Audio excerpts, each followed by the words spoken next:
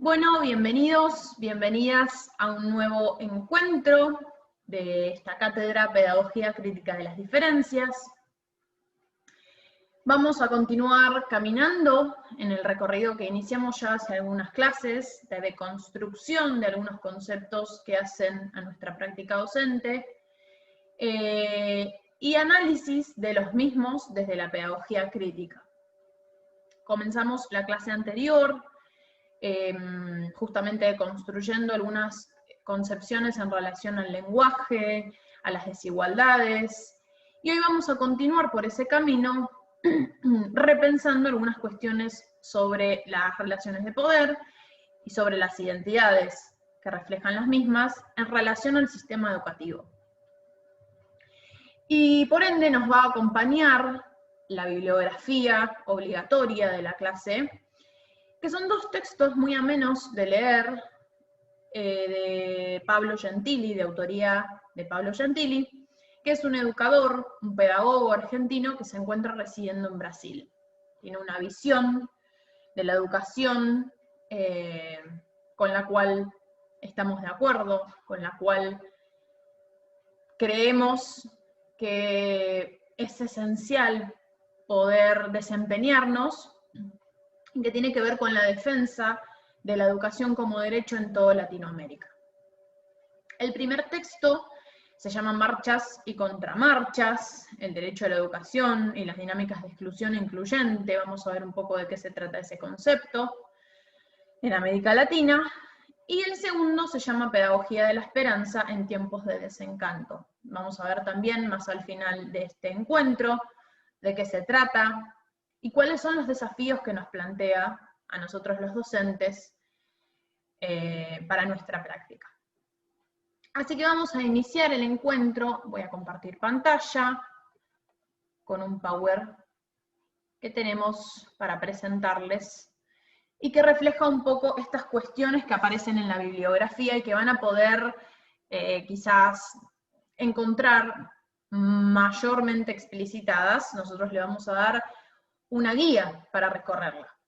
Y justamente el tema que nos convoca el día de hoy se encuentra en la unidad número 1, continuamos en la unidad número 1, pero esta vez tiene que ver con las identidades y poder, relaciones de poder entre las culturas dominantes y emergentes o subordinadas.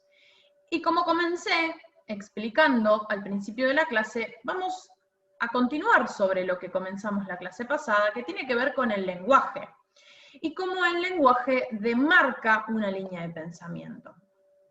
Pablo Gentili comienza el texto Marchas y Contramarchas describiendo el derecho universal a la educación y describe, bueno, justamente lo que aparece en la Declaración Universal de Derechos Humanos, que tiene que ver con que toda persona tiene derecho a la educación, que la educación tendrá por objeto el pleno desarrollo de la personalidad humana y el fortalecimiento de los derechos favorecerá la comprensión, tolerancia y amistad entre naciones, y por último, que los padres tendrán derecho a escoger el tipo de educación. Ahora bien, ¿por qué mencioné que la palabra derecho tiene que ver mucho con una línea de pensamiento?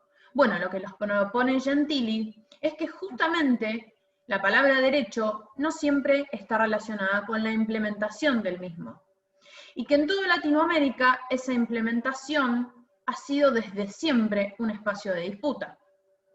Las declaraciones y tratados internacionales siempre contrastan brutalmente con el mediocre desempeño, mayormente en América Latina, y lo que nos propone Gentili, lo que vamos a luego terminar de ver con el texto Pedagogía de la Esperanza, tiene que ver que a través de esta pedagogía tenemos que confrontar y enfrentar esta mediocre implementación del derecho y asumir y construir la educación como un derecho. Que ese debería ser nuestro punto de partida. Y después vamos a ver por qué estoy hablando de punto de partida o punto de llegada. Pero la primera distinción que quería comenzar realizando el día de hoy es justamente esta. Derecho no es lo mismo que su implementación. Y el lenguaje nos ha tratado de hacer creer que el derecho, que tiene que ver con una facultad inherente a un montón de factores, tiene que ver con la implementación en los países. Y la verdad es que Gentili nos va a decir que dista muchísimo estos dos conceptos en la realidad. Y es por eso que vamos a ver cómo las relaciones de poder justamente están intrincadas en esta implementación y cómo constituyen identidades, cómo al estar dentro del sistema educativo, cómo la implementación de este derecho en el sistema educativo construirá o será parte de la construcción de las identidades de los sujetos. Y por eso es que vamos a analizar las marchas y contramarchas, los avances y retrocesos que ha experimentado la implementación del derecho a la educación en toda Latinoamérica.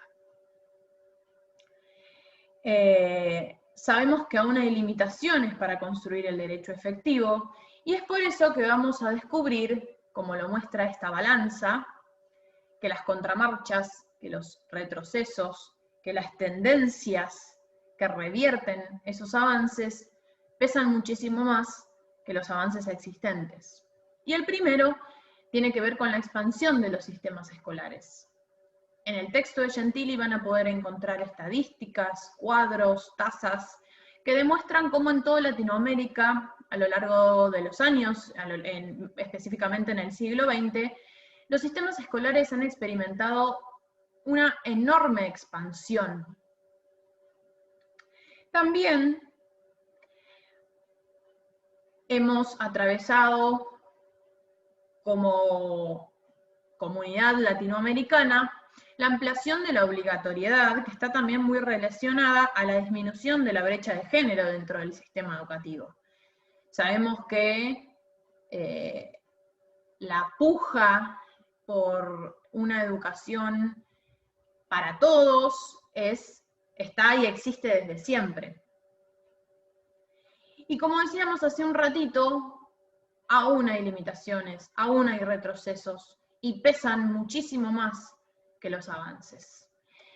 El primero, Gentili los va a describir como tendencias a justamente revertir estos avances. Y son tres tendencias, pero que involucran un montón de conceptos profundos a analizar. Vamos a comenzar con el de pobreza y desigualdad, y que justamente está relacionado con que la miseria, el hambre, la desnutrición en toda Latinoamérica conspiran continuamente contra la democratización de los derechos humanos. Y por supuesto, están muy relacionadas, como veníamos hablando, con estas relaciones de poder y con la distribución injusta del ingreso. Luego vamos a encontrar que otra tendencia está relacionada con la segmentación y mercantilización. Justamente nos rodea, somos parte de una realidad heterogénea,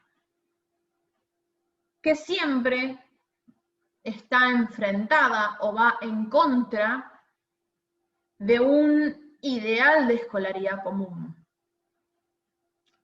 El diseño curricular, las prácticas docentes siempre están orientadas a buscar la igualdad de los sujetos, a que todos aprendan lo mismo, a que todos salgan de la escuela, por así decirlo, sabiendo lo mismo, con las mismas capacidades.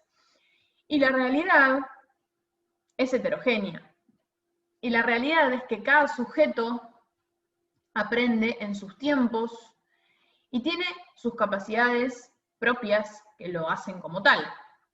Ahora, como decíamos en el comienzo, las relaciones de poder siempre van a tender a construir identidades iguales, obvio. Y finalmente encontramos que otra tendencia, y la última, es el sentido de derecho. Actualmente, ese reconocimiento de la educación como derecho y el acceso de todos por igual se plantea como el punto de llegada. Pero lo que plantea Pablo Gentili es que debería ser el punto de partida. Y es por lo que deberíamos trabajar todos los docentes, para construir la educación como un derecho de la humanidad. Es por eso que al final de este recorrido, de este texto, Gentili plantea, bueno, entonces, ¿qué hacemos con el futuro? Nuestra tarea será entonces consolidar y ampliar las fronteras de la educación. Nos preguntaremos a continuación, ¿cómo lo hacemos? ¿Cómo podemos ampliar las fronteras? ¿Cómo podemos construir esta educación como un derecho? Y en el aula, en nuestra práctica, poder andar por ese camino.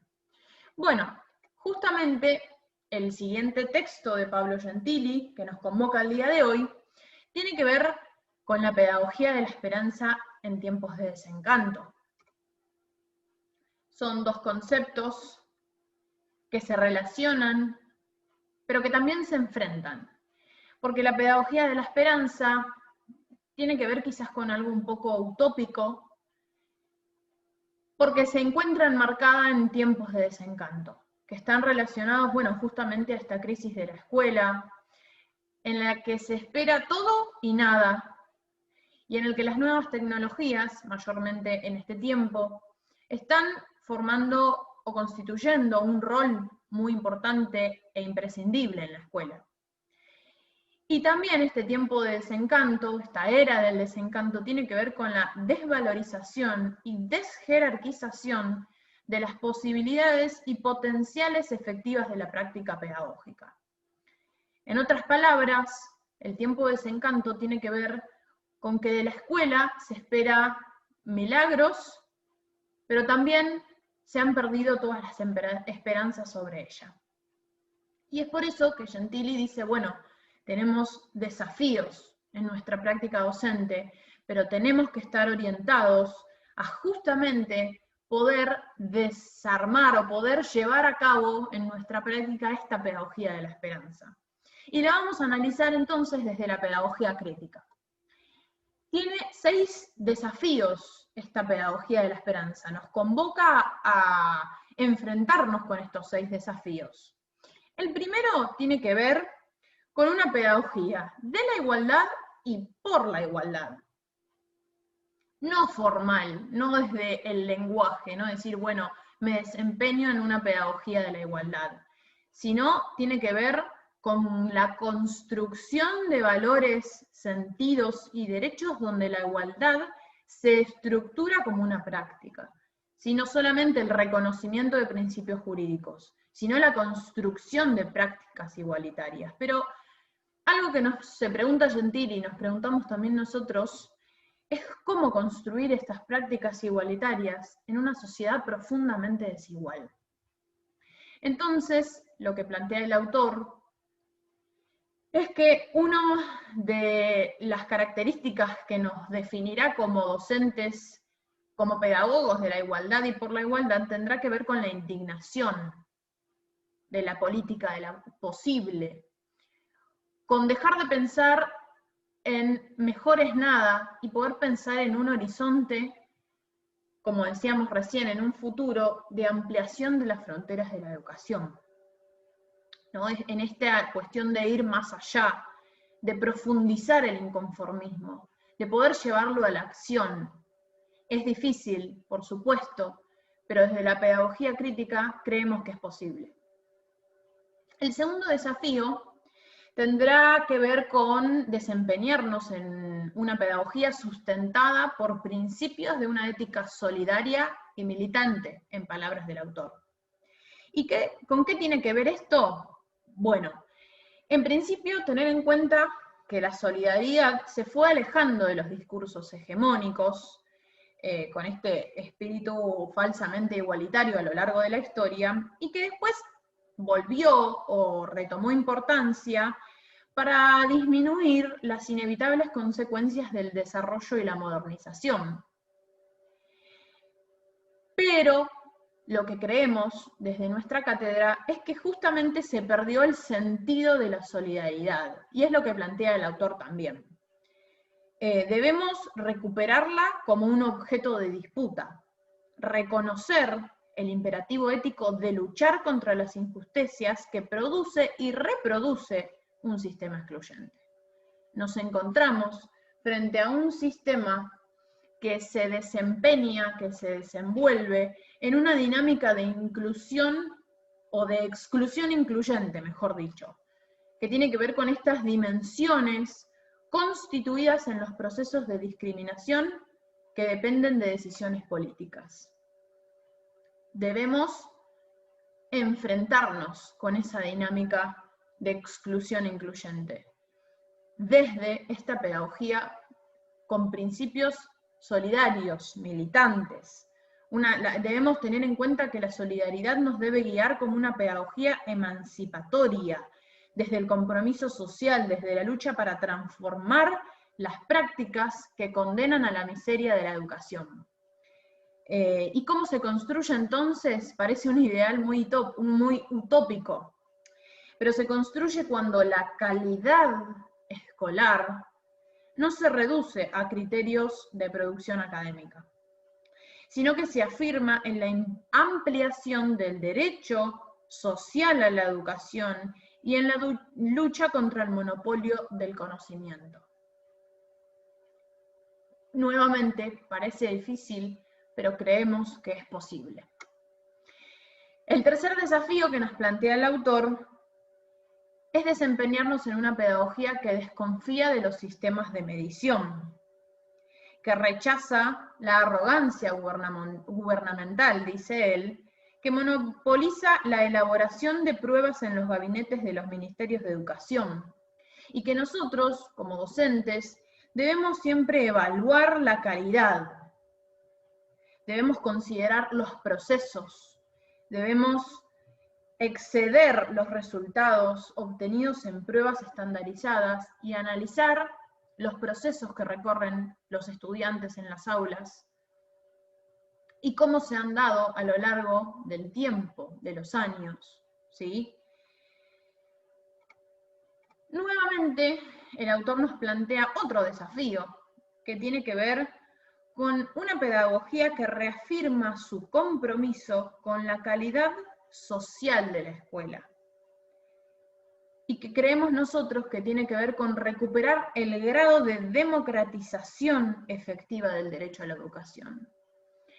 Y que está muy relacionado a todo esto que veníamos recorriendo, ¿no? Este punto de llegada actualmente que debería ser un punto de partida, este sentido del derecho.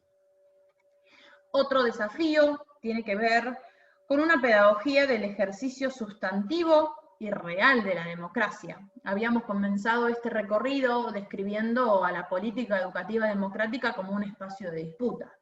Bueno, vuelve a aparecer esta cuestión. La democracia es cuestión de forma y contenido. Tiene que ver con participación y acción. Se fortalece con la intervención y fiscalización de las comunidades en los asuntos que conciernen su vida, demandas, sueños, ilusiones. Y tiene que ver con que la mayoría debería ganar espacio, con que los estudiantes y con los sueños, las demandas, las ilusiones de los estudiantes deberían ganar el espacio en esta política educativa democrática. Y finalmente, el último desafío que nos propone el autor tiene que ver con desempeñarnos en una pedagogía donde lo posible se construye con un ojo en el presente y otro en el futuro. Decíamos hace un ratito que algunas cosas parecen imposibles, pero desde la pedagogía crítica las creemos posibles. Creemos que la educación se nutre siempre de un imposible viable, de una utopía, que tiene que ver con una meta, con un horizonte, y que ilumina nuestra lucha y alimenta nuestro optimismo como docentes. Así que esto es lo que queríamos plantear en este encuentro. poder desarmar un poco esta cuestión de cómo las relaciones de poder impactan continuamente en la implementación del derecho a la educación. Y cómo nosotros desde nuestra tarea, entonces deberemos pensarla como una pedagogía de la esperanza, sí en tiempos de desencanto, sí en momentos de desvalorización y desjerarquización de nuestra tarea, de la educación, pero poder pensarla, pensar el sentido de derecho como el punto de partida y como un objetivo viable. Les agradecemos por acompañarnos en este encuentro, los invitamos a participar del foro de la clase del día de hoy, en el que tendrán que realizar una participación, una intervención estableciendo relaciones, y asimismo los invitamos a leer la bibliografía obligatoria para la clase de hoy. Nos estamos leyendo. Saludos.